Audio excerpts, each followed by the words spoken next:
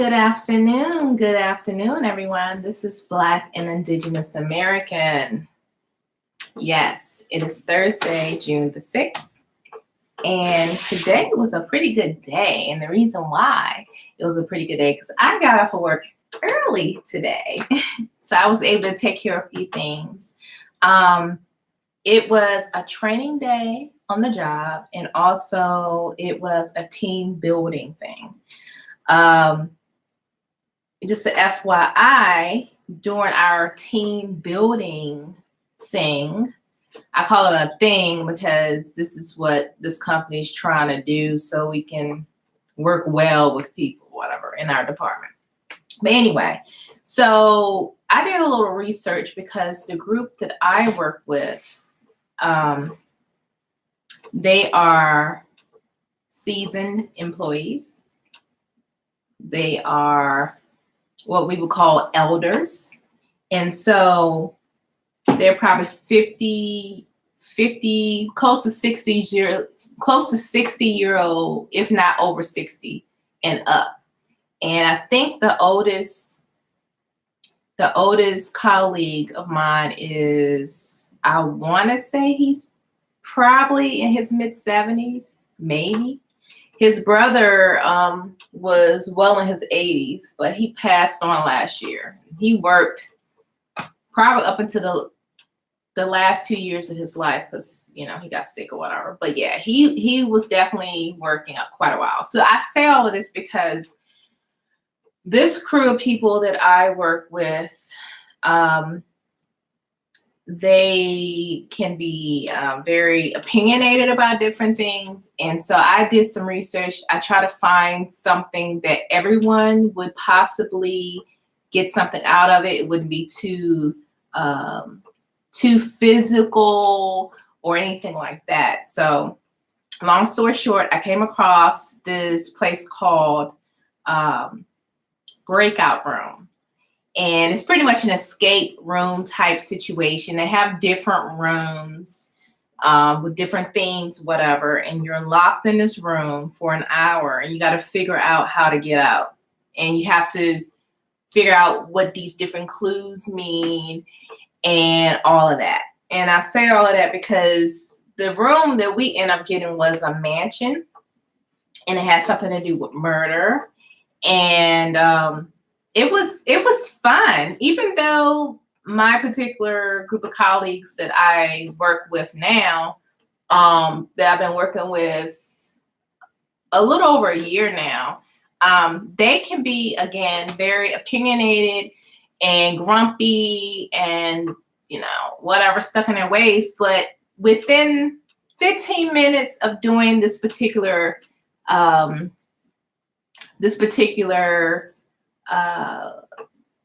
game, if you want to call it that, they started to get into it because what I do for a living is research, pretty much. I'm a researcher, I'm a problem solver.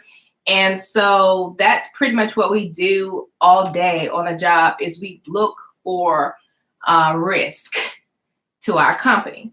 So finding clues and, finding different ways to solve problems and stuff. This actually was a success. Now, granted, we didn't necessarily pass all the clues and we had to get help from the guy that was watching us. He was there to help us with certain clues because some things just did not make sense. Like there was this one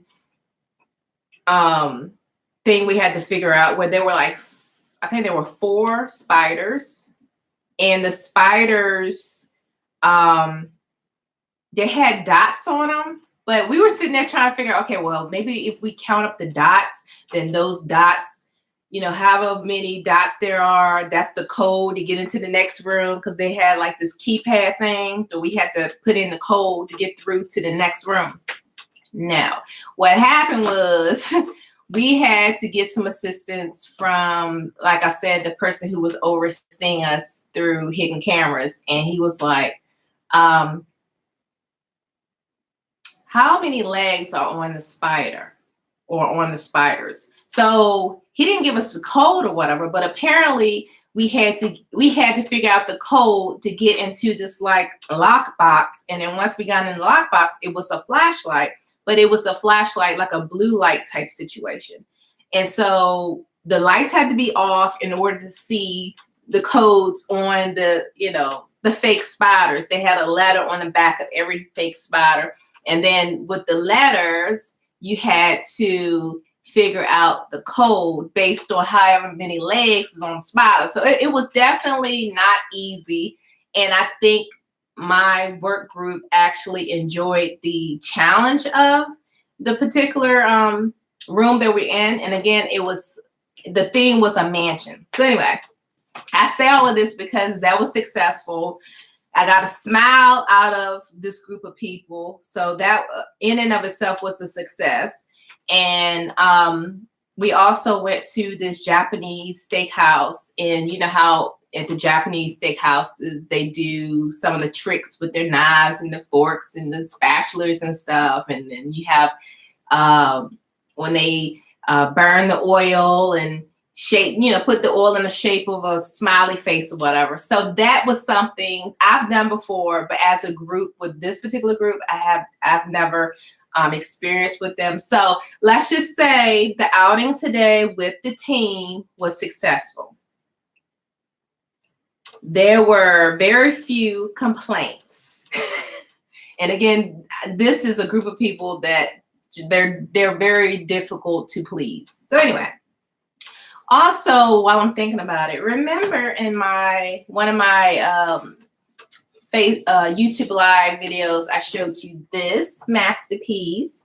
This is the first masterpiece that I created with the help of a paint bar that I participated in. This was last year around this time with both departments.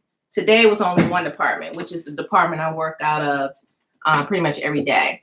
But both departments where I transferred from and the department I work with now, we went to a paint bar. Anyway, I didn't know the name of the paint bar off the top of my head, but the name of the paint bar was Moose Paint Bar. That's M-U-S-E.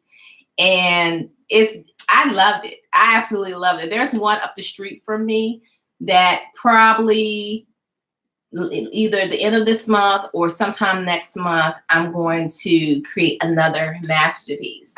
Different location, but it's the same company. It's called Moose, M-U-S-E Paint Bar. So I thought I would share that with you guys. Also, in the last YouTube live video, I mentioned a great-great-grandmother. And her name was Sally. And she was the great-great-grandmother that's on my mom's side. So my mom's paternal great-grandmother, which is my great-great-grandmother. Anyway, I found her picture. And again, with this live streaming and everything, I mean, not live streaming, but live video taping or whatever with YouTube, the picture may not come out that great. And it's a very old looking picture, but I feel like this picture was taken in the 1920s, possibly. Correct me if I'm wrong.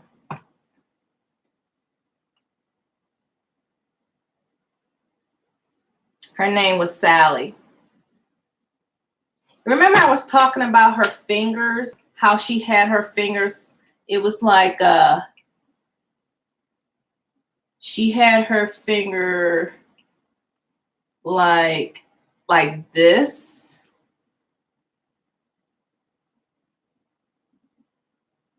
Yeah, it was like this.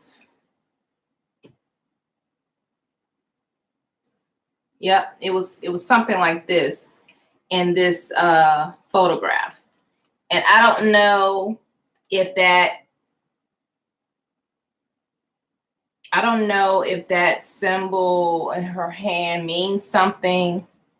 But again, this is a woman of color in the South, dressed in this kind of way, positioned in this kind of way.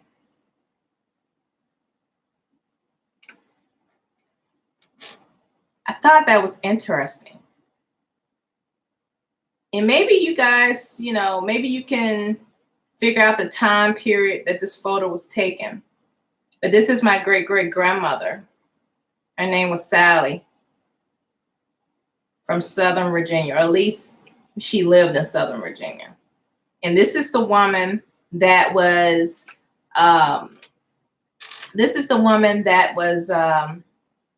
known as a midwife. But underground, apparently, from what I've learned, this woman was also considered like a witch doctor. And this is what she looked like. I think she was beautiful, by the way. So anyway, but that's the rumor. So anyway, so again, today was a very successful day, and I'm happy that I got through it, because being around fake nice people can get on your nerves, but it worked out for my good. So anyway, so I talked about the mousse paint bar, and I also showed you the picture of my great-great-grandmother, Sally. So the title of this video is Know Thyself. And I titled that because I mentioned it in another video, live video, not too long ago, about knowing thyself. And I am in the process of learning more about myself. And then I came across other people who also reference knowing thyself. And one element of that process is to know your blood type. And I'm sitting here thinking, I'm like, I really don't know my blood type. To be honest with you, I'm sure it's somewhere on a document somewhere, but as of right now, I'm not sure what my blood type is. And of course, getting a JOB, they want to get a drug test and everything. And there's been a couple of times I've gone to testing labs for them to do my blood test to make sure I'm not on drugs or whatever. Apparently that's protocol for everyone. But anyway, so I do remember taking a blood test, drug test or whatever for this current job that I have. And I keep everything, by the way. I keep all paperwork, records or whatever. After so many years, I don't know, 10 years or so, if it's tax purposes, if it's 10 years, I shred it. But something like that, I believe I still have copies of the results of something. I just have to find it. But I was learning a little bit more about like how to get your blood type. If you give blood, let's say Red Cross, whatever, you give blood, apparently you can figure out your blood type that way. Again, if you go to one of those testing labs, when you get a job, whatever, you can get your blood type that way as well. But apparently our blood type tells us a lot about ourselves. It helps us know thyself a lot more than, trying to figure it out the hard way. Some diets are not ideal for certain blood types. Some medication is not helpful for some blood types. Some blood types, apparently, if the woman gets pregnant, it might be HR negative. And again, don't quote me because I'm not an expert when it comes to this stuff, but I remember hearing about women who are RH negative or something should be getting some kind of shot when they first get pregnant. So they will have a full-term pregnancy, have a healthy child, and move on with life. If not, then that woman may have trouble carrying the pregnancy full term. So that was also interesting too for RH negative people. Okay. And again, apparently, because I'm just learning about this stuff, but yeah, your blood type. Um, so yeah, so knowing thyself is definitely what we should be spending our time doing. Um, Unfortunately, we live in a society where we have to go to school and prepare to work for somebody else at a certain time in our life. And I'm at a point in my life right now where I did everything I was told I should do for the most part. Uh, Work hard, go to school, and everything would just fall into place.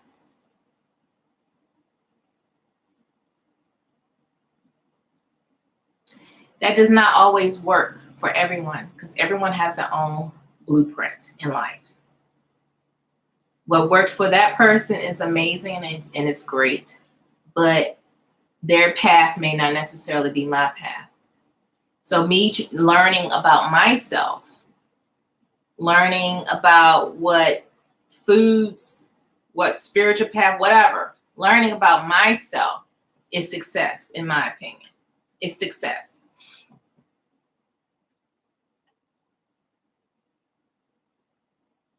So, at this point, I would like to learn, again, spiritual stuff, obviously. Um, Learning about blood types will also assist an individual as far as again, what kind of foods they should or shouldn't be eating. Um, Mind, body, spirit, or spirit, mind, body, or mind, spirit, body, however way you want to look at it. But I feel like those are the levels of life that I care about, because then everything else will fall into place. Everything will fall into place. Getting there can definitely be a challenge and can be confusing at times.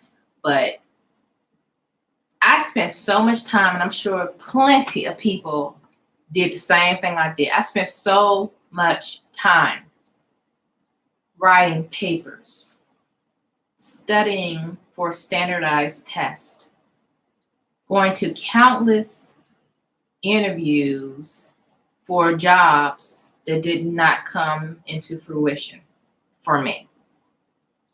I spent so much time, effort, and money writing and rewriting and printing resumes. Okay. I did all this. I went to school and got a master's degree. And I spent countless hours trying to make the grade, trying to get that piece of paper. And all that time, it served its purpose. It definitely served its purpose. But at the same time, I spent the majority of my time, effort, and energy outside myself, seeking outside myself, looking for answers outside myself. Now I'm pushing 40. 40 is knocking at the door. And the rest of my time in this life on this planet, I choose to seek my higher self, to seek spiritual evolution. Well, not just evolution, but just being elevated spiritually.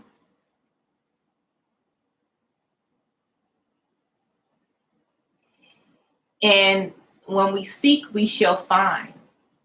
But we have to seek within.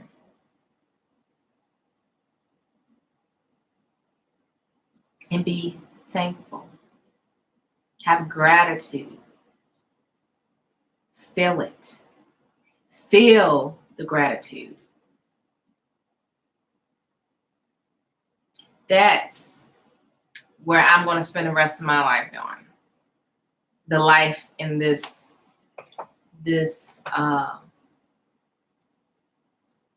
area, right? Earth. That's what I'm going to spend the rest of my life doing.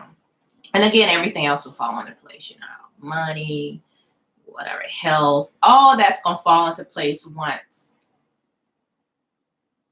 I seek and I find within me the truth, within me the path that's been already plotted out for me. And like I mentioned today, earlier with my team at work, how we went on a team building excursion or whatever, and we went to the breakout room. And again, for those who are not familiar with the breakout room, it's like an escape room. This company is called Breakout Room, but it's an escape room where you go in there and they lock the door and you got to figure out all these clues to get out the room. They give you an hour to figure it out, and after that, they let you out. So it's not like you're never going to get out this room, but they give you an hour to figure out how to get out the room, right? So I say all of this because with me, if I could spend that much time and effort and energy trying to figure out clues to a game to get out of a room, then I can definitely do the same thing for myself with the next chapter of my life. Seek the answers, and they're within. The God within. Those answers are already there. They're there. It's just a matter of me shutting up, sitting down, being quiet, and listening. And everyone has a spiritual gift. Everyone does. My spiritual gift may not necessarily be like yours or exactly like yours, but we all have gifts from the highest divinity to help assist us to get through, the obstacle course that we call life, right? At least here on earth. So seeking, finding, it's all there. It's just a matter of just quieting the mind, asking for discernment, asking for truth,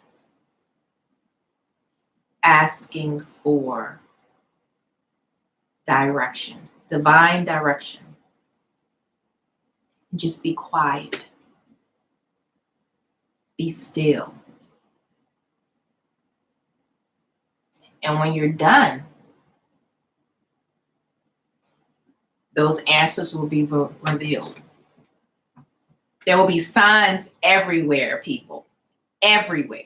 Some people will receive signs in numerology, because that's where I've been getting a lot of my signs. Some people may find signs in the animal kingdom, right?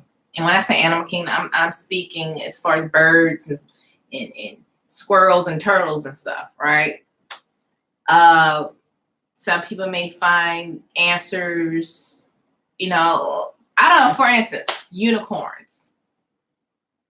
I've never been infatuated with unicorns. To me, unicorns was just something for kids, oh, it's cute, unicorns, in cartoons and pillowcases and, stuff like that. I think of little girls who daydream or dream about being a princess or something, and then you have a unicorn, right? Anyway, I mentioned a unicorn because a few weeks ago, I was hanging out with one of my really, really great friends, and we were at Home Depot. Not Home Depot, we were at Home Goods. Long story short, we were talking about an individual that just been rubbing me the wrong way, but I have nothing but love for this person. So it's kind of like that. And I said something about, well, it doesn't matter because regardless, I'm going to get X, Y, and Z. When I said that, I'm meaning like as far as what's good. We're not talking about me being mean or anything like that. I also, no, I want, and whatever I want, I'm going to get because the law of attraction, right? So anyway, I said, oh, whatever. If I want to get a comforter with unicorns on it, then that's what I'm going to get. But it was a joke. It was a complete joke because I glanced and saw a unicorn on a pillowcase at the store. And ever since then, I've been seeing unicorns. And even when I wasn't even planning on having a card reading, right? But I just happened to stumble across a reader, someone that was gifted. And I mentioned this before where I had my cards read. And one of the cards that popped up was a unicorn. And I think the unicorn has something to do with intuition or something. And again, don't quote me. I'm not, an expert when it comes to card reading or what different symbols mean when it comes to animals. But apparently unicorns, I've been seeing unicorns several times, multiple times since I made that comment. And it was the same day that I got the card reading, by the way. And it was a confirmation of something that I was thinking about, or to myself. I didn't verbally say anything, but when she pulled out the unicorn card, I was like, so whatever the answer, have a way you requested an answer from the highest divinity through, again, being still. I call it meditating, being quiet and listening. Then there'll be so many different ways that those answers would come to you. Some people may, like I said, numerology, if you see numbers pop up all the time, same numbers, that is a clue. That's something that you should look into. Those answers are there. I participated, this was like through the phone / webinar type thing. And it was how to hear the voice of God, or hearing the voice of God. And this was a few years ago. And I was a little nervous about participating because I really didn't want to hear voices. I was not comfortable with that. And I did hear voices, but I kind of pushed it to the side, and I was like, that's probably not God. That's probably something, not good that's trying to get my attention, and I don't want to hear it, so I'm not going to listen. So anyway, I had to get past that because we were taught to test the spirit. So every spirit is not going to try to destroy you. And I think that's the problem too. Whenever people hear a noise or see something in the corner of their eye, they automatically think that it's some type of spirit that's out to get them. And it's not the case. So you're supposed to test the spirits, right? If it's low vibrational type spirits, whatever, then you need to handle that. If it is not a low vibrational spirit, that spirit has been placed in your path or whatever during your journey on this earth to help you, to guide you, or whatever. So anyway, hearing the voice of God. So during this workshop, webinar, or whatever that I participated in, you had to, again, be still, and you had to clear your mind. Before you did all of that, whatever answers that you needed, you had to kind of think about the question, right? And then you're supposed to just be quiet, listen, don't say anything, and then start writing. And not sitting there thinking about what you're writing, but just writing it out. Whatever comes to the top of your head, just write it out. And then after about 2 to 3 minutes, you actually read what you just wrote. And then you realize that's not what I would typically write. Well, that doesn't sound like something that I would say, because it pops up in your mind and then you write it down. So that in of itself is a way to hear highest divinity and get messages that way. You may notice some people who are gifted who talk to the dead. They're mediums or whatever, you see them on TV. And some people, they have this technique where they'll just start writing, right? Or they'll start scribbling.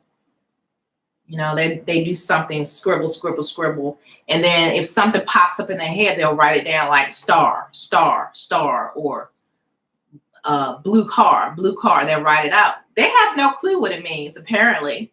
But the person that they are helping, that they're there for their assistance, they're there to get a reading, they know what that symbol means. Like that star could have been a best friend who died who loved, stars. Or, the grandfather that just passed drove a blue car or something like that. So hearing the voice of God, mediumship, I wouldn't necessarily say I'm a medium. I'm not trying to be a medium. That's a gift that whoever has been gifted, God bless them. And I want nothing but the best for them with that gift. Because I've heard stories about people like that, and it's very traumatic when they're growing up, when they're kids, and they don't know how to set boundaries. So for those people, I wish them nothing but success and blessings for those gifts. Me, on the other hand, I've been told that, and this was years ago, and this was when I was very much dedicated to going to church and everything like that. And I'm talking about Christianity. And so I was told by a sister in Christ that my spiritual gift is healing. And not healing physically, like the physical body, but healing emotional, mental problems. And I thought about that thing. I said, well, you know what? I do have a lot of people, friends, family, and people that I'm just associated with. They, for whatever reason, are drawn to me, and they want to be heard. Number one, and number two, whatever's coming out of my mouth, at the end of that conversation, they feel that there's still hope. They feel that I can get through this, because whatever I said to them, they feel like, like they can breathe again. So apparently that's one of my gifts. I mean, once upon a time, I wanted to be a psychologist. I wanted to be a counselor. I wanted just to be able to help people find that within them that they may not recognize, that helps them stand a bit taller, to help them be their best selves, right? Some people call it, inspirational speaker or motivational speaker. And maybe that's what I'm supposed to be eventually, a motivation speaker, possibly. But for me, I don't necessarily want to speak in front of thousands of people. And guess what? I just looked at the clock and it said 33, like 33 minutes, 33 seconds. That's a master number, by the way. Look it up, numerology. 33 is a master number. Anyway, I don't necessarily feel the need to speak in front of thousands of people and be inspiring or uplifting or whatever like that. But if that's my life path, if that's my blueprint in this life to reach people that way, then great. I have to receive it, right? It's a gift. I have to receive it. So one of my spiritual gifts is the gift of healing, and also wisdom. So apparently I have a gift of wisdom. Now, I may not necessarily make the choices because I'm trying to give whatever that is a chance, because I don't want to prejudge or whatever like that. But at the same time, my intuition is telling me, go over there. I'm like, I always go over there. I want to check out what's over here. So again, when my cards were read, that card kept popping up, intuition. You have a gift of, being able to use your intuition and to manifest, by the way. Apparently, like I have a gift that I can just set my intentions, my mind, and as long as I believe it and I feel it, it will manifest. And so that was a great opportunity that pretty much was confirmation for me. Everything that she said in those cards that popped up were pretty much confirmations. It was kind of like, I already knew that. Already knew that. So, but her gift was reading cards. I guess she's a psychic or whatever, and whatever else she's gifted with.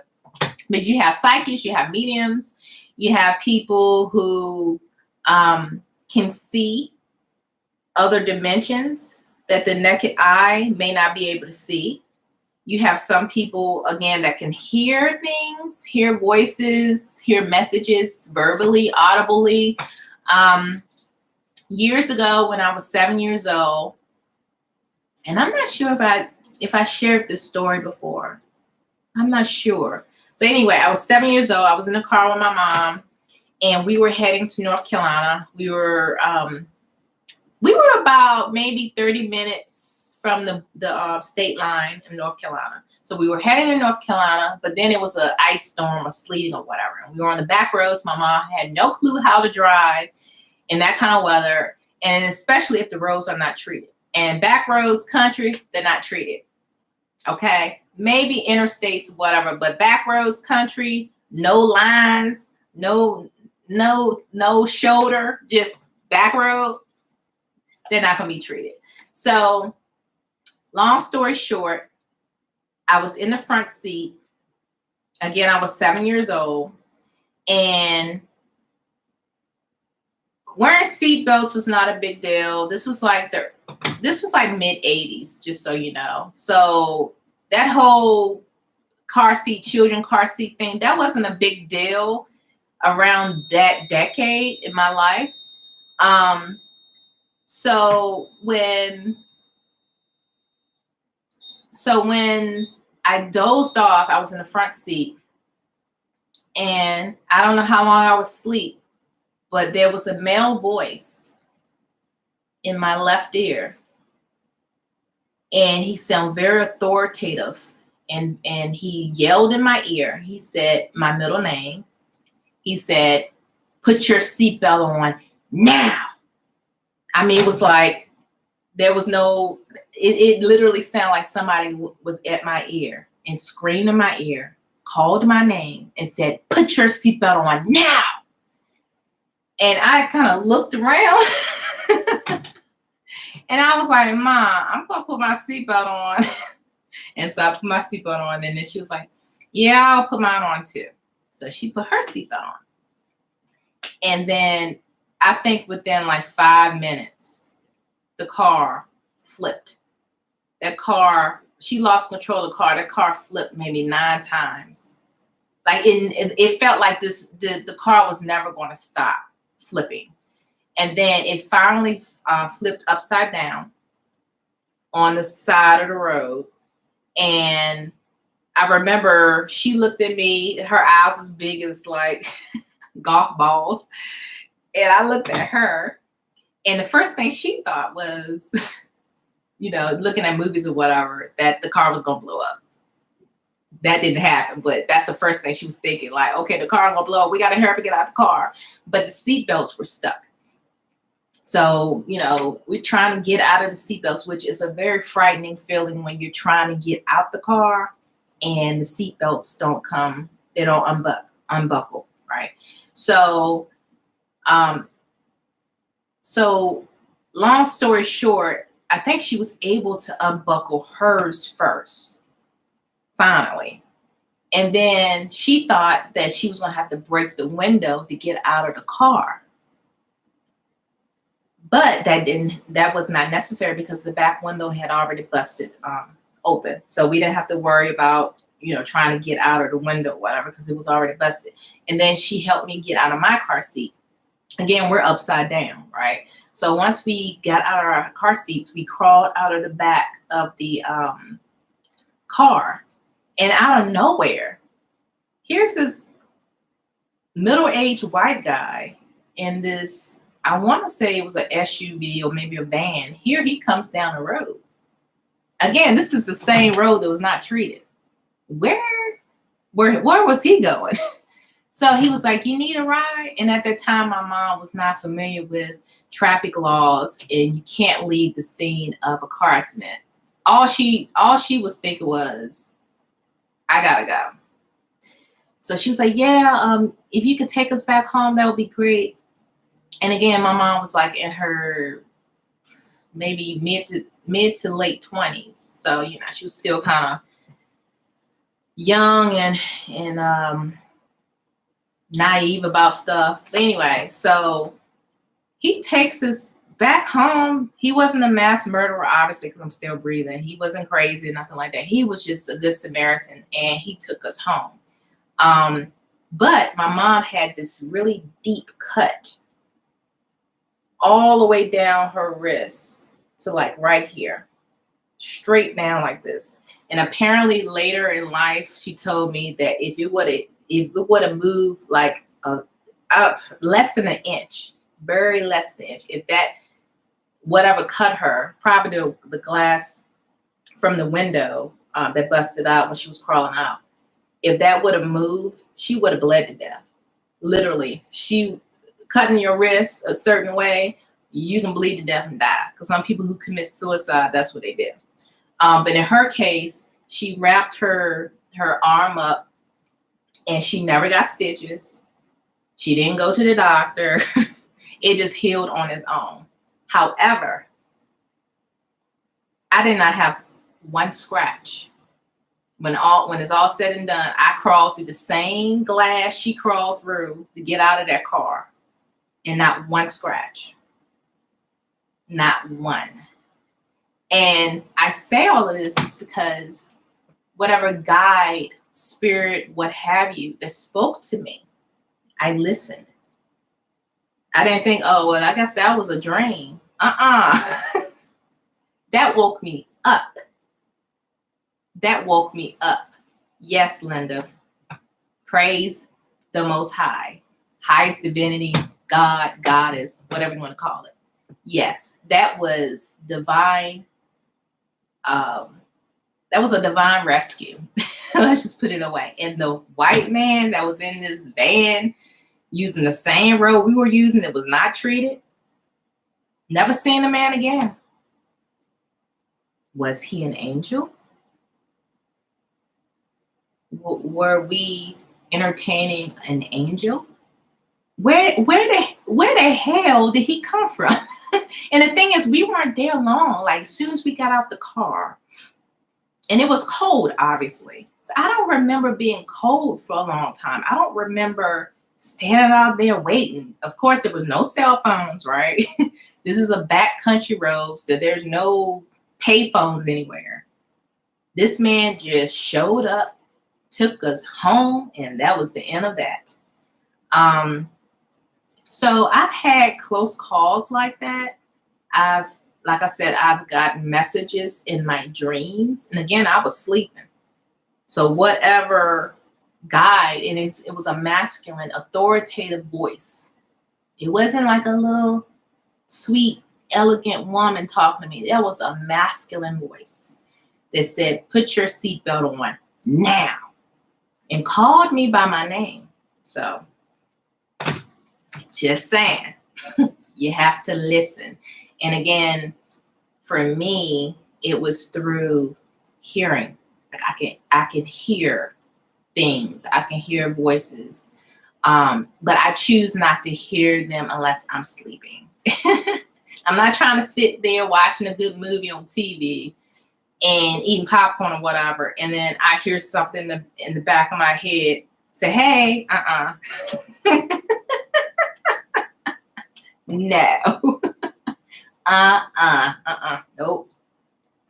Oh, CJ, blessings that you all survived. Yes, I've had several encounters with close call accidents. One was I was heading down to South Carolina for a wedding 2 summers ago. And I was driving. It was me, my dad, and my aunt, which is my dad's sister. And we were going to a cousin's wedding. And when we were going down there, off and on, there were these strong storms. And with me, it's like, I'm not bothered about stuff until after the fact. And then I sit there and think about like, oh, anything could have happened. Like, oh my goodness, you know. But during it, like when you're going through it, I just have this, I don't know what it is. It's like when I'm going through something that's very scary on the outside, but you're going through it. I just have this peace, right? Because it's like while you're going through it, I'm not afraid, if that makes sense. So anyway, we went through like 2 or 3 strong storms, and then we finally get to this one storm that's really strong. And I guess the direction we were going in, we were pretty much driving towards the storms, because usually most storms, the front is, or the jet stream is like south from the southwest going northeast. That's usually the path of a storm. It's kind of going that way. Obviously, if you look at the weather map, that's how the storms kind of move. So anyway, so it seemed like we were going in that direction. Like we were going southwest to get down to South Carolina. And we were trying to get to Savannah. Was it Savannah, Georgia, or South Carolina? I'm trying to remember. I think it was, I want to say it was Savannah, Georgia. Sorry. Anyway, so anyway, when we was going through this storm, and for me, I'm driving, I can see, and this is a rental car, and all of a sudden, you know, because it's like, you know how it rains so hard and there's wind and all this stuff that it almost looks like you drive through a car wash, you know? And so that's kind of how it was. But then all of a sudden, the truck in front of me, like slid and went in the grass. And here I go. I try to stop. And then I ended up going over into the grass. And my dad was like, 'cause he was in the passenger side, he was like, just tap the brake, tap the brake. He didn't even seem like he was scared, but it literally felt like the car lifted up, and not lifted up like it was going to crash or whatever, but almost felt like like angels, maybe Archangel Michael or one of those powerful angels, just like held onto the car almost while the wheels were spinning, and then placed the car back down once the wheels stopped spinning. I mean, it's kind of hard to describe, but it didn't feel like the car did this. It felt like the car bounced and then stopped. And this is wet grass, y'all. This is wet grass.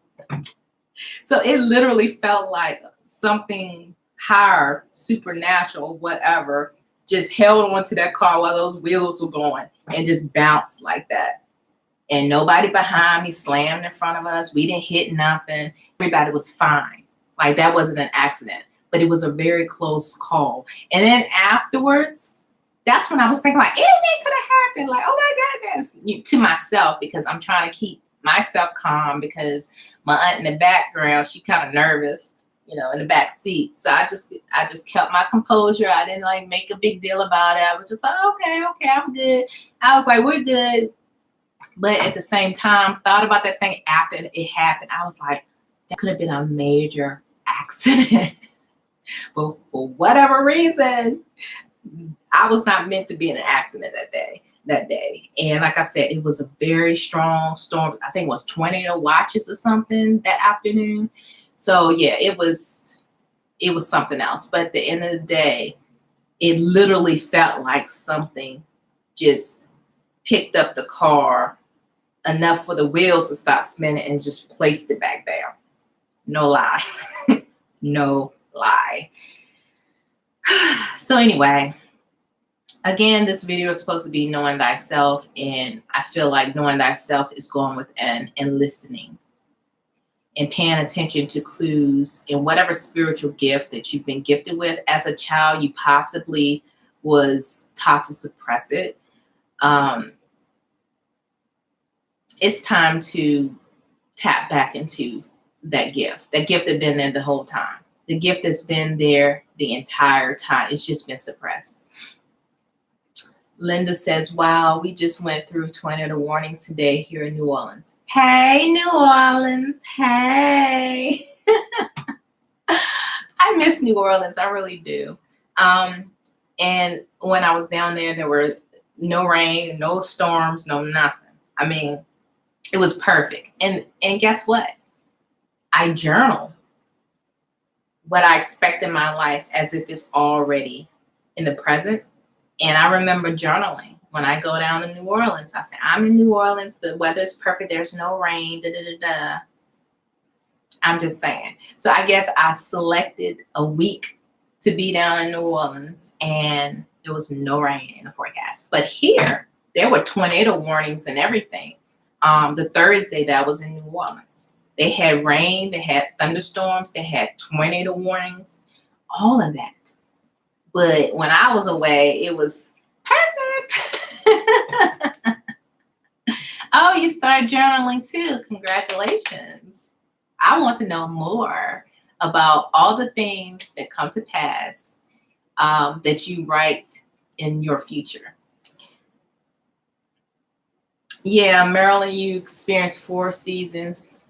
Yeah, but in Maryland, they're starting to get more storms. Like literally the other, I think it was last Thursday, not this past, yeah, it was last Thursday. There was a tornado in, I think, Ellicott City, Maryland, which that area, especially the old part of Ellicott City, is known for a lot of flooding. It's been on the national news as well. You know, every so often they have these huge floods. So of all places, Ellicott City having a tornado, that was weird.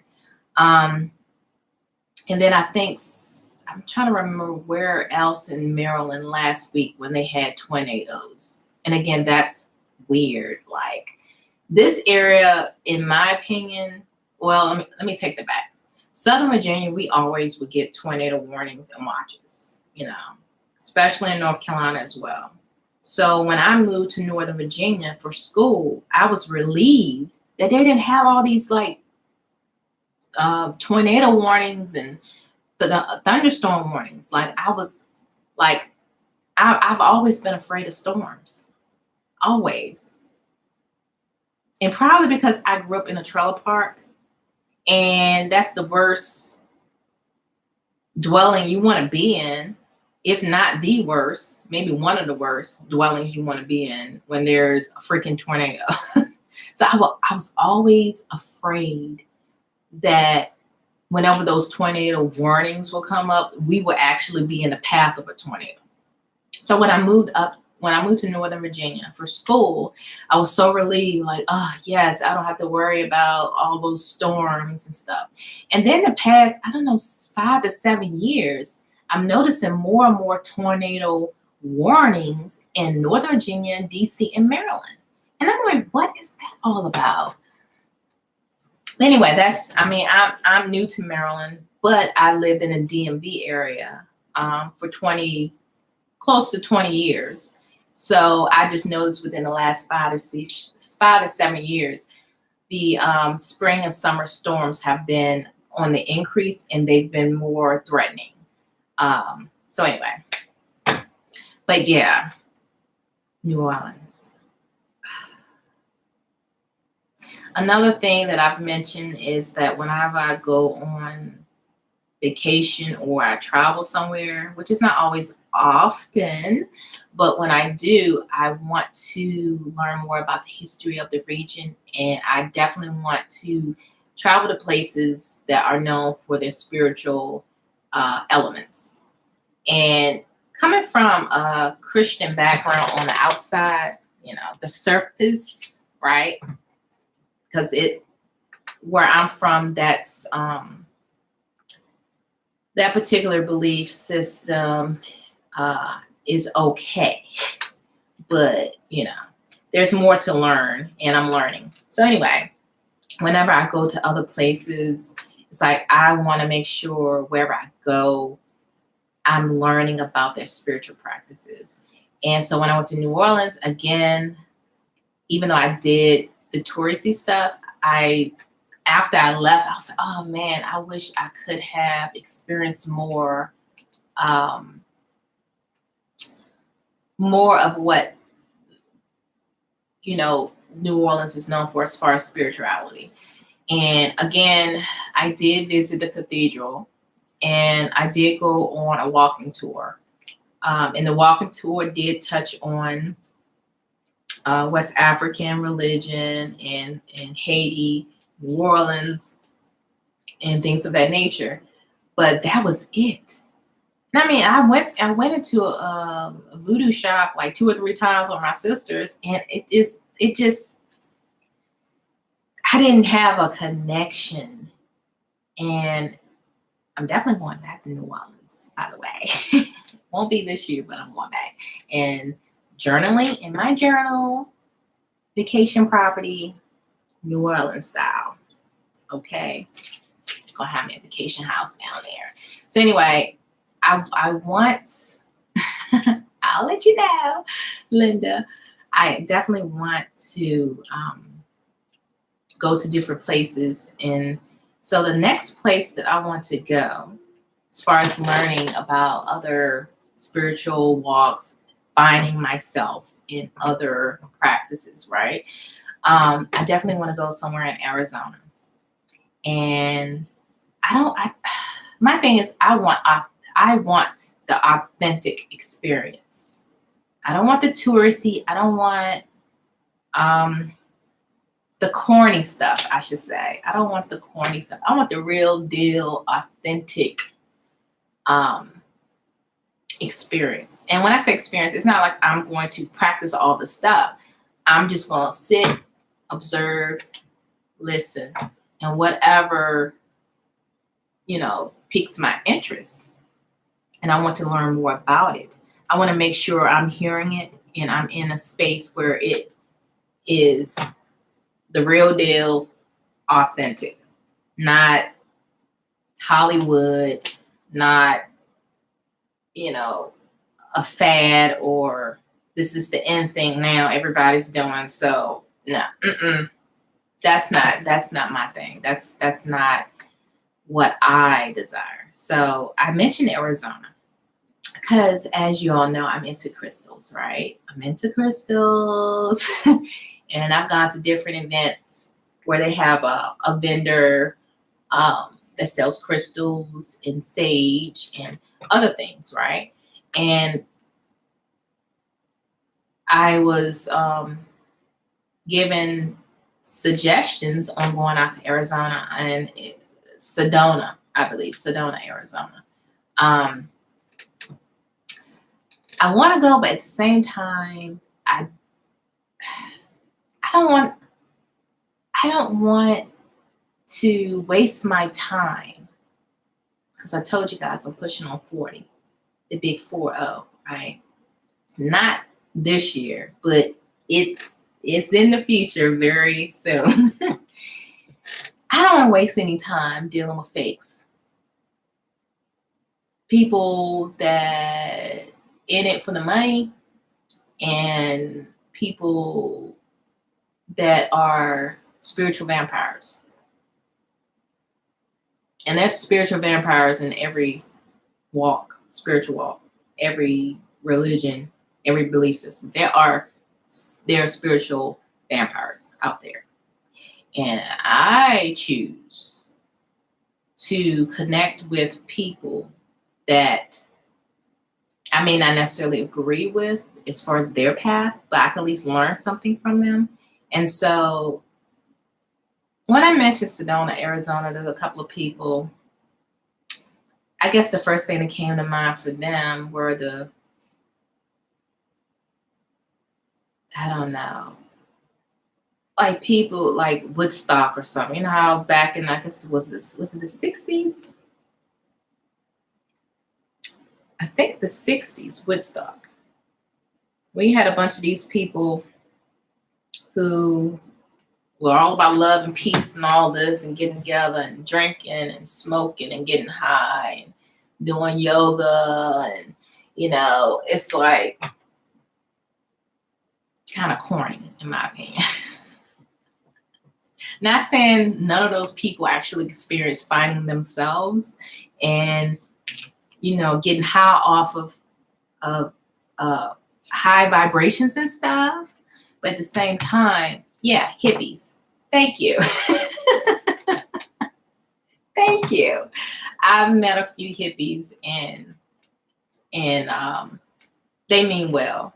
The ones that I've met. But at the same time, it's like, y'all, that's not my, I don't click like that with people like that because they're so like out there, right? Groovy. Wow.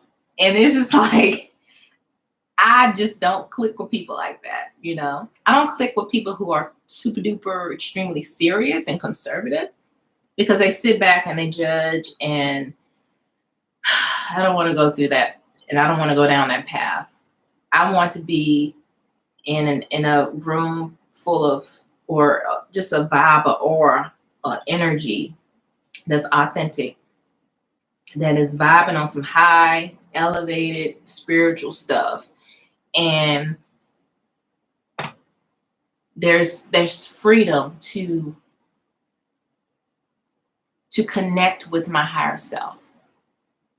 And as far as the crystals, because CJ, you asked me what drew me to crystals, and I'm sitting here thinking about that thing. What drew me to crystals? What did? Let me see. I think I know. I have an iPod and I was searching podcasts, and I think I was looking up spiritual or something that's related to spiritual podcasts. That's what it was.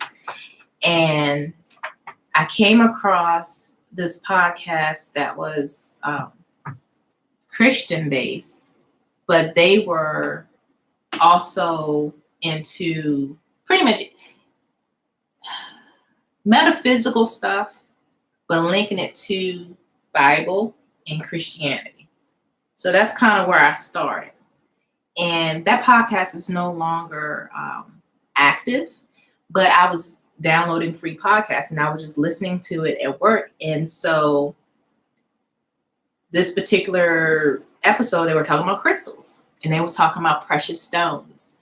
And it was talking about the breastplate in the Bible, Old Testament, of the different stones that were on the breastplate. And I think sapphire was one and all of this stuff. So then I was intrigued, like, oh, crystals. Huh. And then I went to another podcast and they were all about crystals and the power of crystals, the elements of crystals and all of that.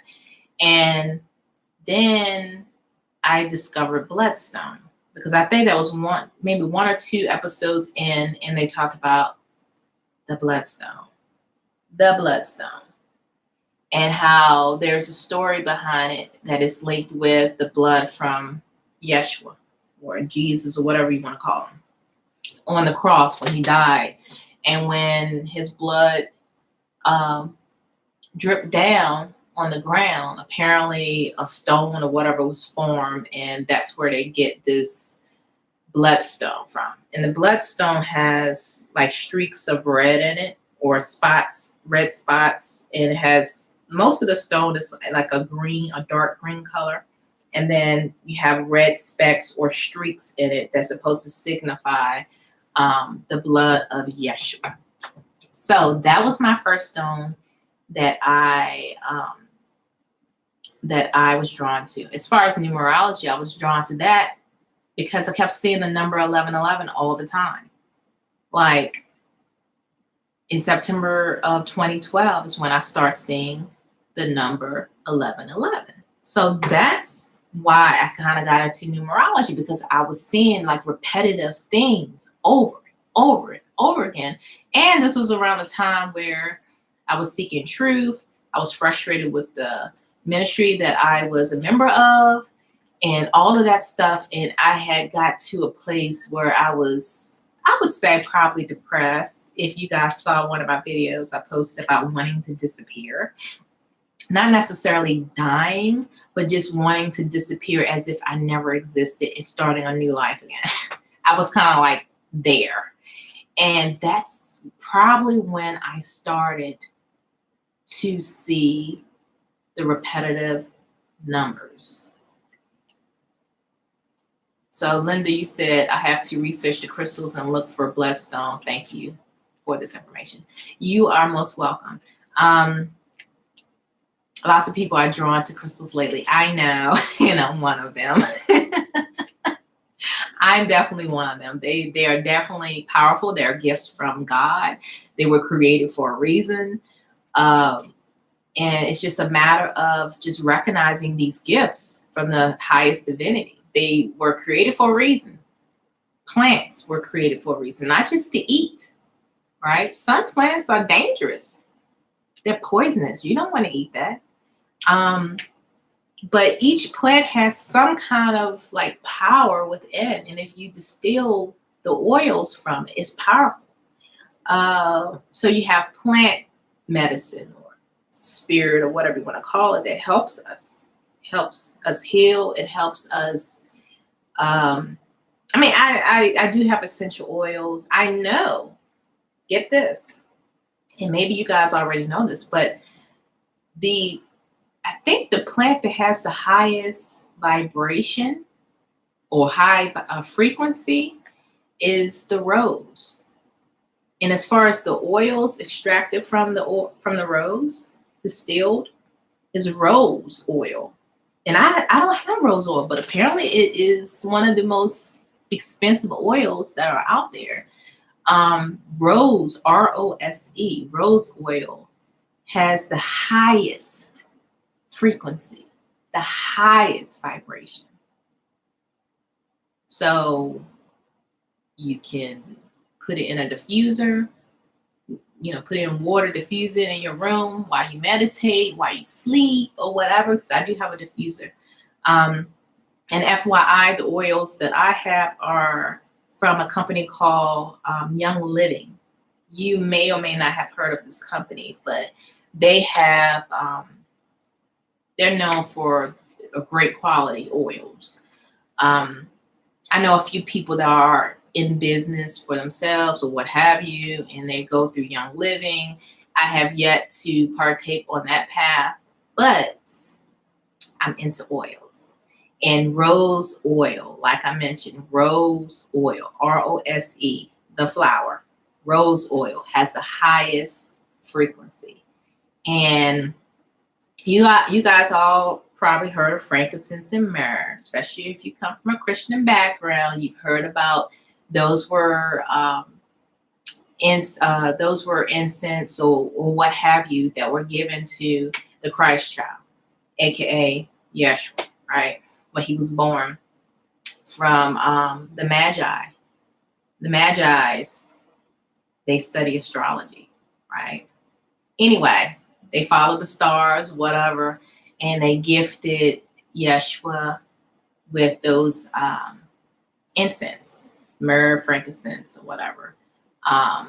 So I think I had frankincense, because with Young Living, they give you can get this starter kit, and I got that. It was like, I don't know, $120 or something like that. They have the starter kit where they have a lot of their popular essential oils in this kit, and frankincense was one of them, but rose was not. And sandalwood was not. Sandalwood is another essential oil that is very potent and has a lot of power in it. But I'm glad you mentioned crystals, because it got me on the essential oils, and I definitely want to get rose oil. Definitely. That's the next bottle. Right now I have lavender, and sometimes I put lavender, like maybe 1 or 2 drops on my sheets on my side of the bed, because it helps soothe you and calm you and just get you ready and prepared to go to sleep. Yes, Young Living Company. But yeah, rose oil has the highest frequency. Highest, when I say frequency, it's also, vibes, vibrations. So yeah, diffuse that. And I think diffusing versus actually putting it on your skin to smell, I think you can preserve it. Well, not preserve it, but you can keep the oil a lot longer when you diffuse it. Because I remember when I went through a couple of bottles of certain oils that I actually liked and it worked for me, I learned real quick how expensive it is. And the best way to get the most out of your kit or whatever is to diffuse it. Put a couple of drops or whatever in your diffuser, add water, and then just let it go. And the diffuser I got from Young Living, it stays on for 3 hours and then it automatically shuts off, just so you know. Okay, so yeah, crystals, like I said, I was listening to a podcast, looking for something outside of be scared of everything because everything's the devil type Christianity. And I came across that podcast, and that's when they started talking about crystals.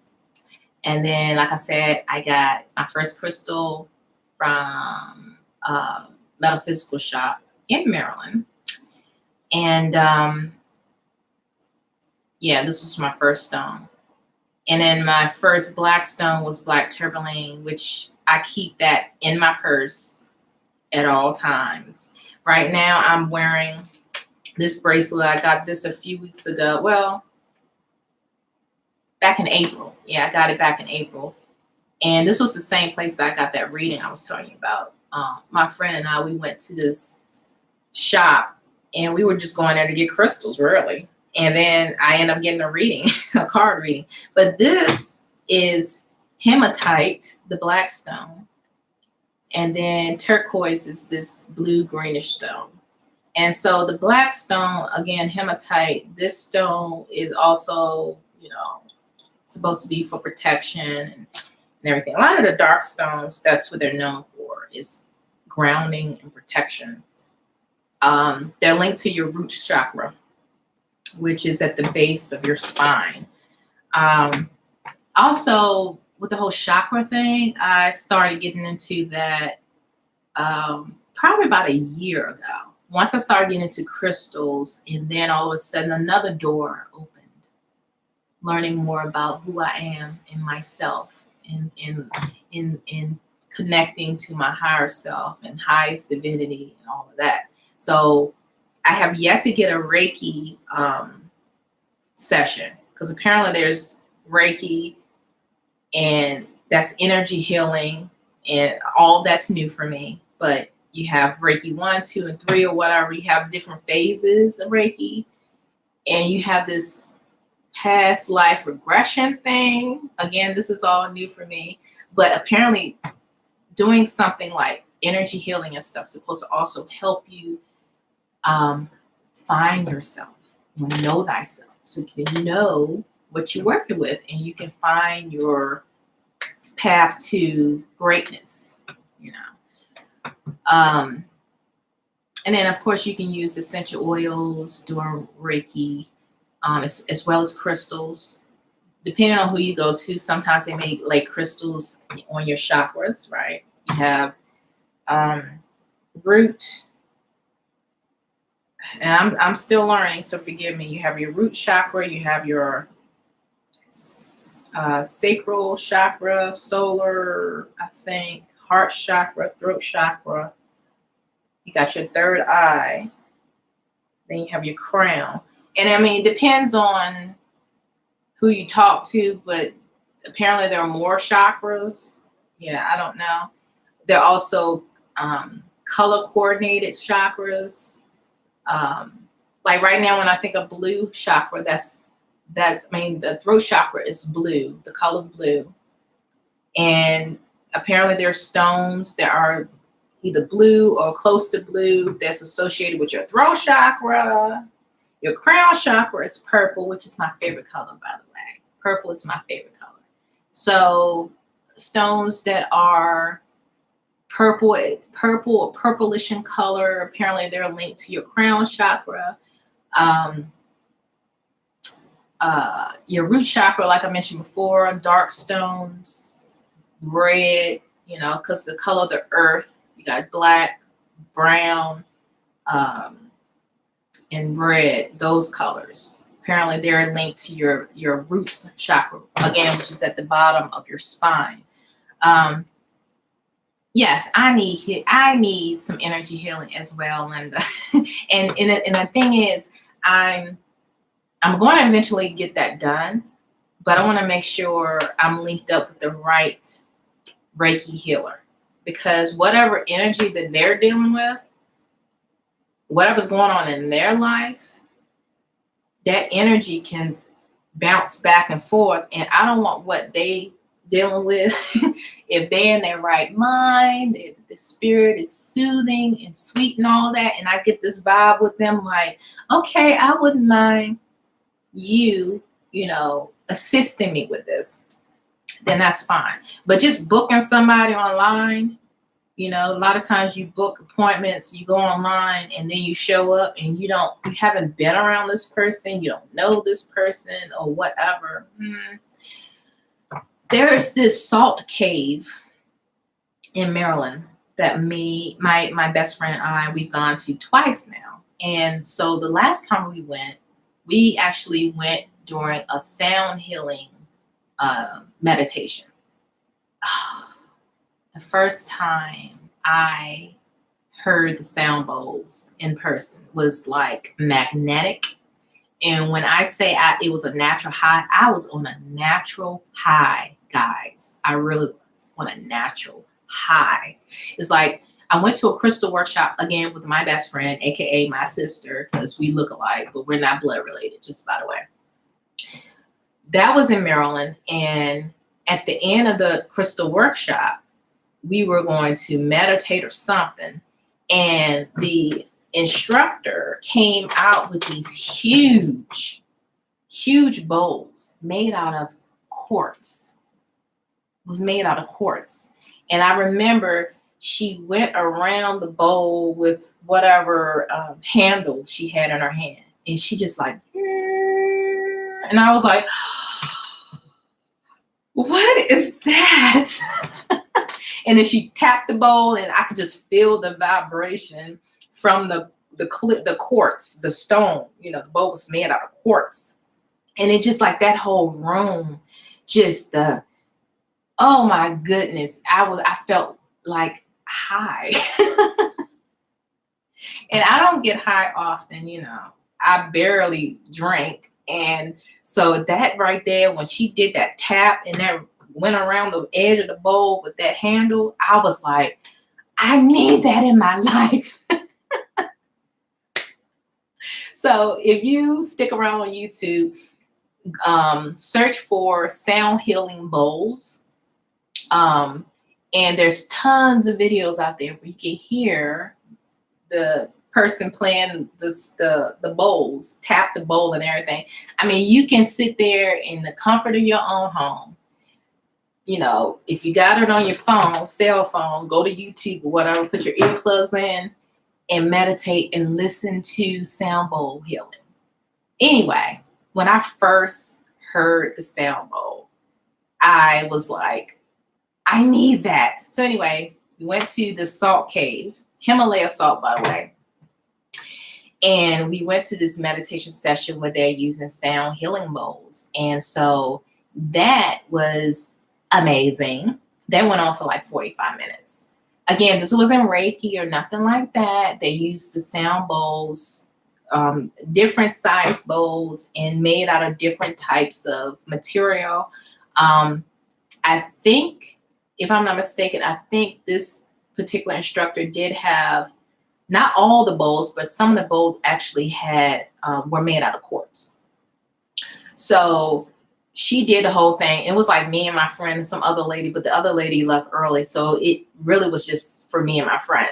And so there were different segments of the meditation where this lady will come around with wind chimes, by the way, and the wind chimes literally sound like running water. So she came over to me and she kind of shook it and made the little noise or whatever. And I was like, yes. And this was like a morning session. So it was like around 10 o'clock in the morning. Then after that, we felt very like light. And we felt like we could just take on the world. And then we went to this restaurant that's known for vegan and vegetarian cuisine or whatever. And it's called True Food. I think that's what it's called. True, like TRUE, True Food. And then we had, whatever we had there. I think I had quinoa with some stir-fried vegetables. And then they had tofu in it, which I'm not a fan of eating too much soy or tofu or whatever, but it was non-genetically modified, so that was good. Sound bowl healing, HEALING, sound bowl healing. So when you hear the sounds, there are people who believe sound, the frequency of sound, is also healing. So that's what that is, sound bowl healing. Look it up. Like I said, you can put your earplugs in, you can meditate. It's as if you're in the room with the crystal bowls. Anyway, so we had lunch afterwards, and that was, a beautiful day. And so not every week, but I do choose to, yes, sound bowl healing, Linda. Correct. I do choose. Peace and love, Legacy 500. Thanks for joining me. This video is almost about to be over, this live video, but thanks for tuning in. I was just talking about learning to know thyself in different ways that I'm choosing to learn to know myself. And I was just talking about crystals and essential oils. And we were just talking about sound bowl healing, like sound frequencies. There are people who believe that you can heal and find answers to life's questions or whatever through sound bowl healings. And so I was explaining that I experienced a sound bowl healing a few times. And I personally felt like it was a natural high. Like it was a high from heaven. From the heavens, right? And it's just a stone made into a bowl and probably prayed over or whatever, and then just tapping it or going around the rim of the stone with the handle that they use, and it creates this sound. And I've never heard the sound before. I used to be a member of band in high school, middle school. I played the clarinet. So I am very much familiar with instruments and sounds and stuff. But this was on a whole nother level. Like the sound came from a stone, right?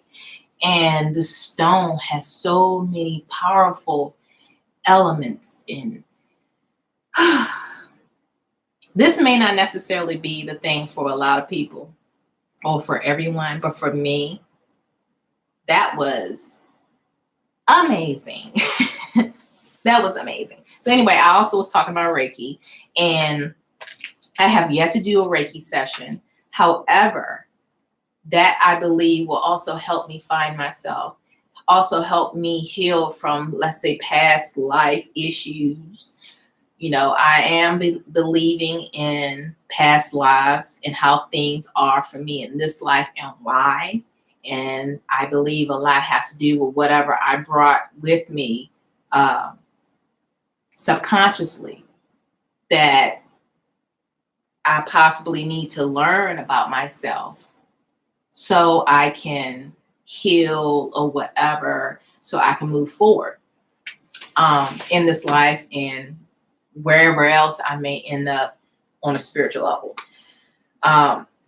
elevated in my opinion, they will be in an elevated position in another life somewhere. So, but first we have to kind of know ourselves or know thyself by tapping into sessions, for instance, like Reiki. I'm not saying Reiki is the only way, but I believe that it is an avenue that could be used for people that believe in it, right? Then you got the Akashi records.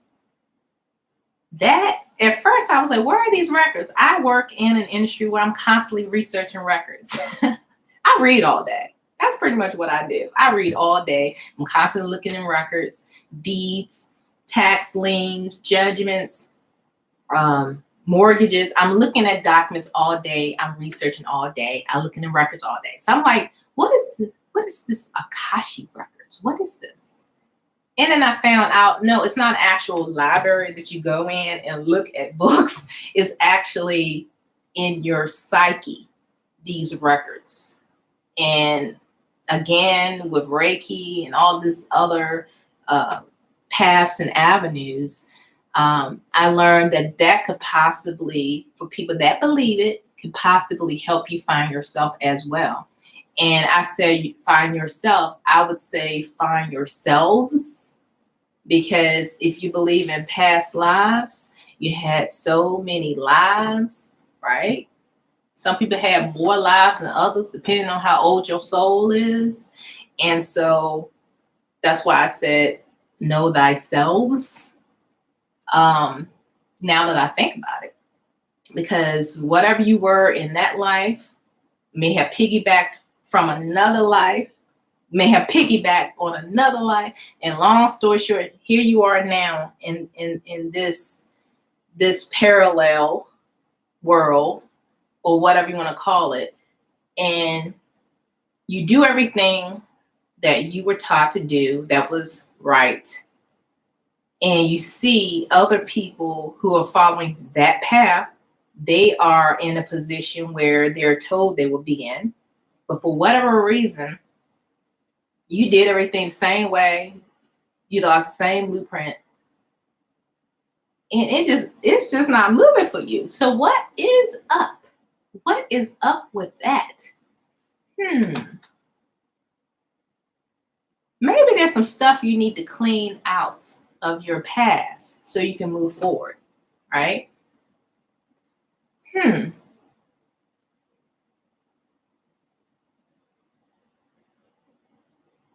then I think of Yanla Van Zandt. Some of you guys may know who she is. She's on the OWN network. She has a show called Yanla Fix My Life. And there's been talk that she's actually a priestess, even though you may assume that she's Christian. Yeah. But apparently she always say, do your work. Do your work. Do your work. What kind of work is she talking about? I thought about that thing like 2 years ago. What work is she talking about? And then fast forward now, I'm like, oh, maybe when she says work, is she talking about meditating, Reiki, respecting your ancestors?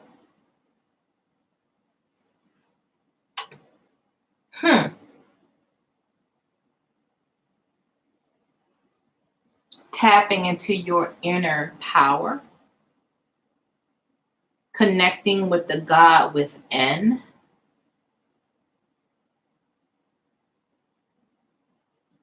Yeah, I watch a show. Some of her tactics, I don't necessarily agree with, and it is what it is. That's just her platform, and that's how she does things. But whenever she say, do your work,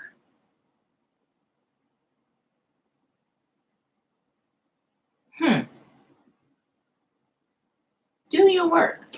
Do your spiritual work. Your work. She didn't say do my work. She didn't say do this person work or do what them folks did for thousands of years work. She said do your work. Your work. So the way I interpret that means my spiritual blueprint, my walk, my work works for me. And works, what is that saying? Works, what faith without works is dead. I think she quoted that a few times. Faith without works is dead. So you can pray all day, but are you doing the work? Again, what work are you talking about? Huh? What work are you talking about? Are you talking about ancestral worship? Are you talking about meditation? Are you talking about Reiki? What work are you talking about? Do your work.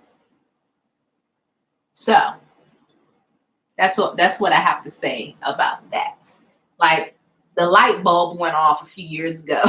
Because I'm like, yes, she's in a position to be an influential individual to help people, like a life coach. She's not a psychologist or whatever like that, but her labeling herself as a life coach, in my opinion, is it's kind of like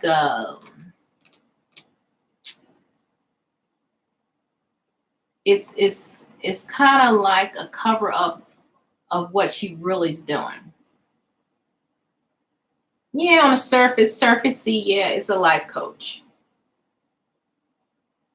But I'm looking at some of her tactics, some of those little workshops that she does, and a lot of that's law of attraction, right? Um, she tries to correct her guests, like the words that they use, because words have power. Words have power because they cast spells. Words. Okay, what's the scripture in Genesis? Like the first chapter, whatever. The word. First there was the word and all this, and the word is God and all that, right? I may not be saying it word for word correctly, but there was the word, and the word is God. And so when we speak, we're really casting spells. And if we speak negatively about ourselves, we are casting a spell against ourselves. So words are very important. But at the same time, if you believe the words that are coming out of somebody's mouth, that sounds a little bit like Chris Tucker. Do you hear the words coming out of my mouth? Anyway, or do you understand the words that are coming out of my mouth? Anyway, when we speak, if we believe what we're speaking, it has power. If we don't believe what we're speaking, it don't have power. If you're speaking to someone and they believe what you're saying, it has power because it's going to end up manifesting. So when you tell a child you're nothing, you never will be nothing, and they believe it, that just set the path of disappointment and low self-esteem and everything else to go along with that.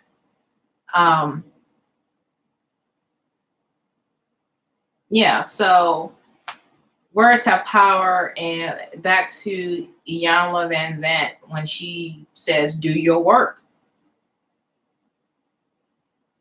Your work, your path, your blueprint. That's yours.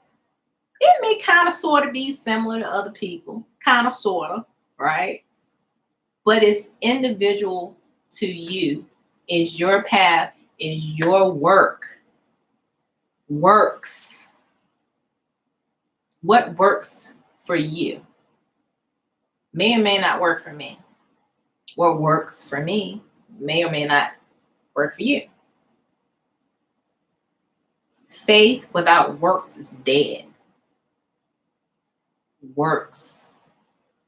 So that in of itself is how I feel about this video that, again, is called Know Thyself or Finding Thyself. I forgot what I called it. But these are platforms that I'm either partaking in now or I am going to partake in.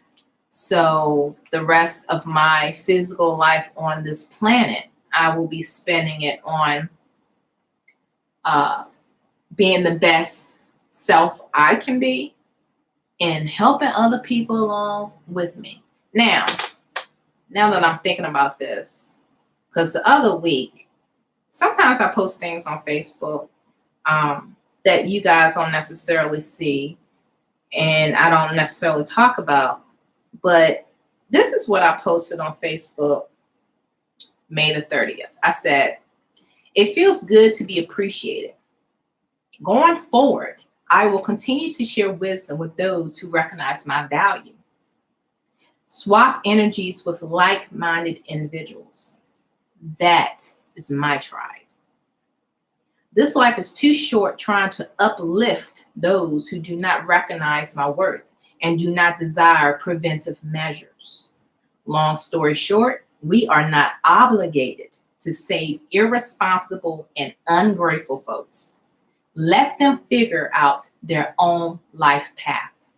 Hashtag do you boo. Hashtag I am not the one. Hashtag I am done. Hashtag keep it moving. Hashtag do not call me. Hashtag save yourself. Hashtag grow the F up. Yeah. Somebody plucked the last nerve. Because with me, again, I believe one of my gifts is wisdom. And one of my other gifts is the gift of healing or whatever. And if I can see a pattern, and if this is a person that I care about, I want the best for them. And they don't want to hear nothing because they're grown and they can do what they want because they can do what they want. Don't come back to me trying to, I guess, get answers out of me when you didn't take precautions before. And this is not just once every blue moon. This is a consistent pattern with some people. They don't want to hear nothing that you have to say because they feel like they know it all, or they feel like, well, I'm grown, I can do what I want. And then you sitting back, again, you may be a person who's gifted with wisdom. I'm an old soul. I believe I've been here quite a few times. And at this point in this physical life, I believe I'm too old for my age. So, I mean, that explains it. So I'm sitting back and I'm like, certain things you shouldn't put on Facebook. Like if somebody got shot or stabbed, you don't put it on Facebook before the loved ones even know anything about it. I mean, even the media, if somebody was murdered, a U.S. citizen in some faraway land, and they know it's a U.S. citizen, they'll say, oh, so-and-so from the U.S., young woman, they'll say her race, 25-year-old, and she worked for whatever overseas, we're not going to disclose her name until the family is notified, right? Or so many words, they'll say something like that, right? You don't just on the news plaster stuff about a person's identity before the family is notified. That's just out of respect, and that's out of decency. And it's the smart thing to do. But then you got people would just post anything, and I think it's the generation behind me, and not necessarily my generation and forward, but the younger ones. It's like they put everything on social media, and so you're gonna put something on social media. long story short, 3 weeks ago, something was posted on social media, and someone thought it was me, and it was not.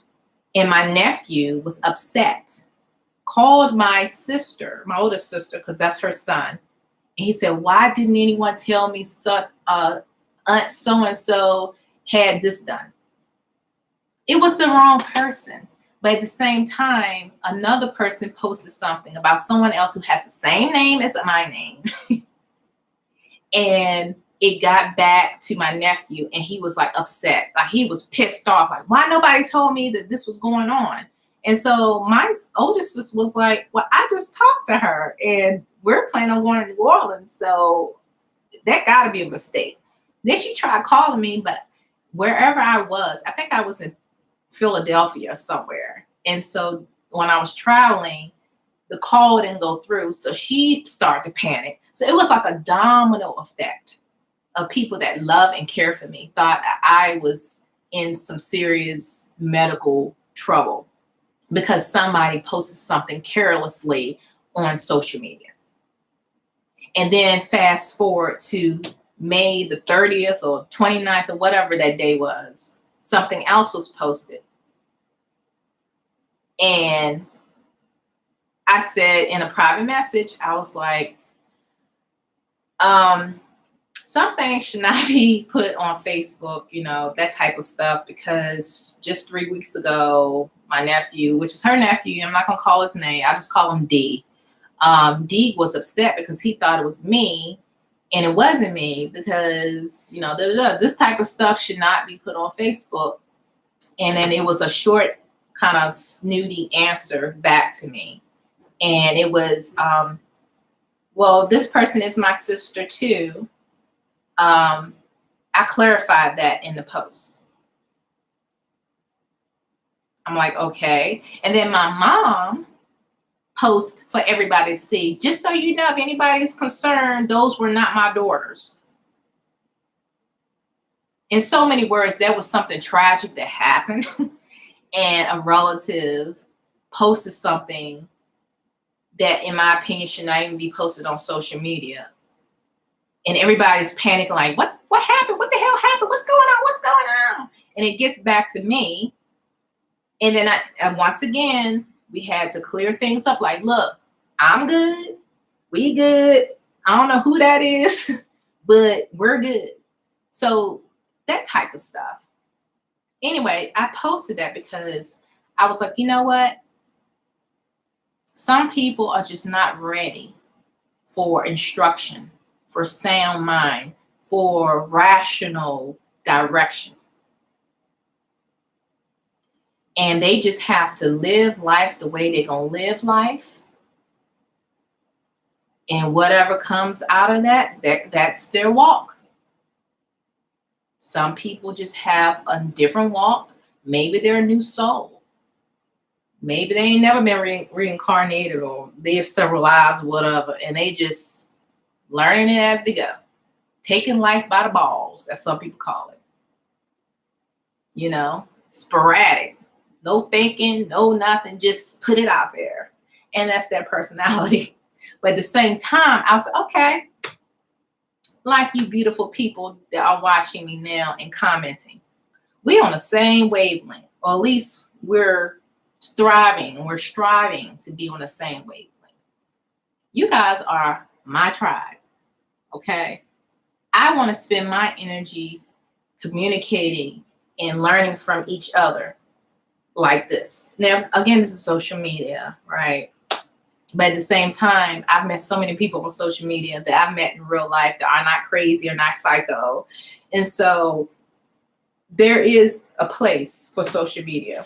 And in my opinion, I'd rather utilize social media to meet people on the same wavelength as I am, and to utilize social media to uplift people. That's where I am. And so for people, like I just mentioned before, I care for them and everything like that. But some people have to just live. I'm going to let live, do you. But when everything falls apart and blow up and everything, I don't want to hear nothing about it. Nothing. Because everyone has their work. Everyone has to do their work. And whatever direction that is their direction. Some people have to do their work after 20, 30 years of doing it the way they wanted to do it. And then 30 years later, whatever the circumstances have been or are, will direct them in the direction they need to be in. I have learned to let it go. Because again, the rest of my life, the next chapter of this life in the physical, is focusing on my spiritual growth. And whoever else that want to come along with me, it's all about growth, baby. It's all about spiritual growth. And I just don't have the time to be trying to uplift people that don't want to be uplifted. And I choose. This is my affirmation. I choose. I choose love. I choose respect. I choose wisdom. I choose empowerment. I choose my spiritual team. I choose my tribe. I choose. Some people believe that you can choose your family before you're born, and with the whole reincarnation thing. And I'm still trying to wrap my brain around that. Like, you choose to be in a family that's just jacked up. Maybe because when you were deciding what family you're gonna be born into, there was a lesson from another life that you needed to learn. So you chose that path. So when you were born into that family, you already knew. But when you're born in the next life, those memories go away. So it's as if you're kind of relearning stuff all over again. Again, I'm still trying to wrap my brain around that concept. But loved ones, family, or what have you, that we're born into, yes, we're born into that family. But I also choose to create the family that I expect in this life as a grown woman. So friends, family members that got a clue, these are the individuals, the spirits, the vibe that I choose. And that's the beauty of it. I can choose to spend my time and my energy and my effort with that group of people. And, of course, some relatives will catch offense and feelings will get hurt. Oh, why you don't ever come home for Christmas? Well, I don't celebrate Christmas anymore. That's why I don't come home for Christmas. I'm not going to exchange gifts. That's why I don't come home for Christmas. Oh, why you don't come home for Thanksgiving? I don't celebrate Thanksgiving. There was no Thanksgiving coming out of Thanksgiving. And plus, I'm a vegetarian. None of y'all are vegetarians. None of y'all are vegans. So you're going to have all the hog and ham and everything you can think of from a pig on the table. So it's kind of like, I'll catch y'all when I catch y'all if I'm in a space that I'm prepared to deal with. Because at the end of the day, I'm the one driving, spending gas money, in time and effort to come see y'all. I already know what I'm dealing with, and I'm going to be ready to come back. So I got to consider all of that, because it's not a vacation at all when I go see certain relatives out of obligation, because I want to, obviously respect them or whatever. But at the same time, it's not a vacation for me. So I'm taking time out of my schedule. I'm, trying to, how should I put this? There's certain relatives that it's sad to say, I'll be okay if I never had to communicate with them ever. But at the same time, they're family. Everybody's on their own path, their own walk, and I have to respect that. So I have to turn off my rational brain. I have to turn all that off. And whenever I go to visit certain relatives, I'm like, for real? Is that so? Is that what he said? And the conversations are just so, like right now we talk about spiritual stuff. If I were to say certain things like this around certain people, it would go on one ear and out the other. One ear and out the other. And then they start talking about Kim Kardashian or Will Smith or some football game. And I'm like, this is why I don't chill with y'all, because I don't relate. I can't relate, and I choose not to relate because I'd rather spend my time focusing on spiritual growth. Now, don't get me wrong. When I went to New Orleans, I had fun. I had designated fun, like Bourbon Street designation, not the whole time passed out drunk, because that's just not what I choose in my life, and I don't find it fun. But I did have a few drinks on Bourbon Street, and I had a good time just floating. But there's a time and place for everything. But everybody don't understand how to turn it on and off, or know when there's a time to do certain things and when there's a time to be serious. And so if I want to have a good time, I know who to chill with. And if I want more of a serious spiritual type thing, I know different people that I can also communicate with. So I say all of this because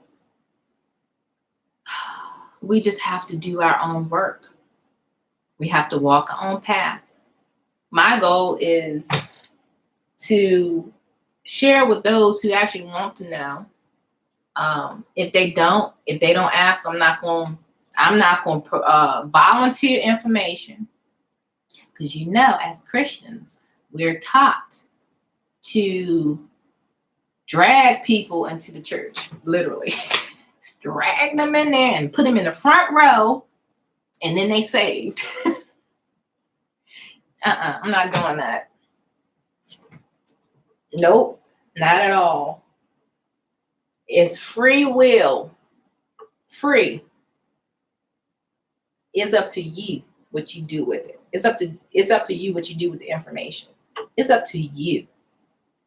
But for me, going around dragging people and beat them up with the Bible, and a lot of the times the versions of the Bible ain't cutting it, and no, that's not my style. However, if someone asks and they're intrigued and they really want to know, like, what is it about you? Because this situation, I'm seeing what's going on, and I would have pulled my hair out. Like, what is it about you that you're not pulling your hair out? I'm like, oh, someone actually is intrigued by what works that I'm doing to get me through this situation that the average person will be ready to punch somebody in the face or choke them. Okay, let me read these comments. Let's see. Linda Drake, I have a lot to learn. Please. This is a lifelong university. Okay. This is one thing I had to tell myself too, because I was starting to get overwhelmed, and people were like suggesting all these different things to read and research. And I'm like, I just feel like I'm so behind. But at the same time, it's a lifelong classroom. It's a lifelong journey. So once I wrap that around my psyche, that, it's going to take time, whatever attracts you, go over there and just focus on that. And then if something else attracts you, learn about that. Some things, what I'm learning also, some things you're not going to learn in a book.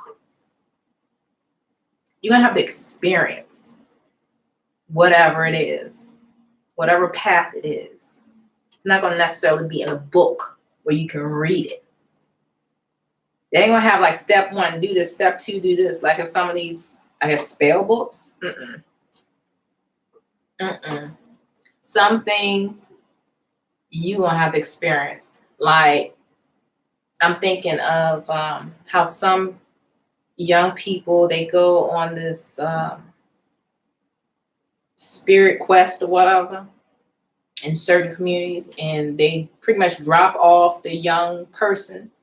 They might be, I don't know, 13, 14 years old, drop them off about 3 days, and if they survive, great. If not, then they weren't strong enough for their community or whatever. So you have that. And so when they drop them off, that individual will have probably a totally different experience than the next person who was dropped off. If this is a tradition in the family, the grandfather may have had a different experience. And so he or she, more so probably a male child, probably will go out there and see all kinds of stuff because this person's isolated. There's no phones, there's no Wi-Fi, none of that. It's just you and the spirits of nature. And then you hungry, you're not eating, you're not drinking, and it's like that's when some things come through praying and fasting. And so some messages you're going to get. And again, I've never experienced a quest like that before, but I can imagine that it's pretty intense. And whatever you experience, that was for you. That wasn't for the next person or the person before you. That was your experience. So again, a lot of the stuff that we're learning, maybe we're searching for it on the internet or actually grabbing a real book and out of the library or wherever. You have to experience it. And that in and of itself can, I think, be intimidating. Because I'm a rational thinking person. I'm a researcher at heart. I read, I study, especially if it sparks an interest in me, right? And just sitting here thinking like today when we went into that escape room, I didn't know what to expect. Because on the website, they didn't spell out like what exactly you're gonna be doing. So you go in this escape room and you're locked in there for an hour and they're not giving you nothing. Like you have to search for different clues and if you open up one clue may not necessarily help you open up the first clue because you should have opened up the first clue, but you don't know which one was the first clue. I say all of this because sometimes you just have to experience it, and that can be scary. That can be scary. So yeah, me on this journey in life and learning all this stuff, like you said, Linda Drake, you said, I have a lot to learn. You know what? I have a lot to learn too. And a lot of people that are not awakened or woke yet, they have a lot to learn as well. We're all learning. We're all getting through this thing called life. We may be on different paths, but at the same time, we're all learning. And it can be a scary thing, but it can also be a beautiful thing.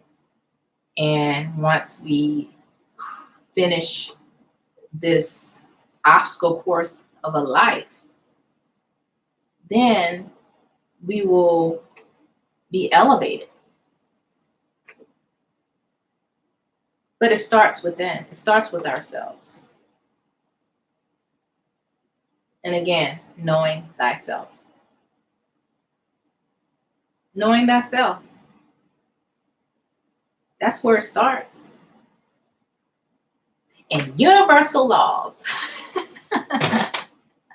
Universal laws. I forgot about that. Yes, I mentioned law of attraction, but there's so many more universal laws. Maybe I will eventually learn them all, but thus far I've been focusing on law of attraction. Learning all these universal laws will also help you know thyself. That's another platform, another avenue to um, experience. And so Linda, you said have a lot of peace, everyone. Okay, so Linda left. Thanks for watching, Linda. I appreciate you watching. CJ as well. Love Legacy 500. If I'm missing anybody, I apologize, but I think those were the ones who were commenting in the chat room. Whoever else didn't comment but also chimed in, I thank you for watching. I thank you guys who liked this video thus far. And so for whoever watches this after I finish this live stream, thank you for watching. And I appreciate you guys, and blessings. Have a blessed day. Be a blessing to others. And take care until next time. Toodles. Goodbye. Farewell for now.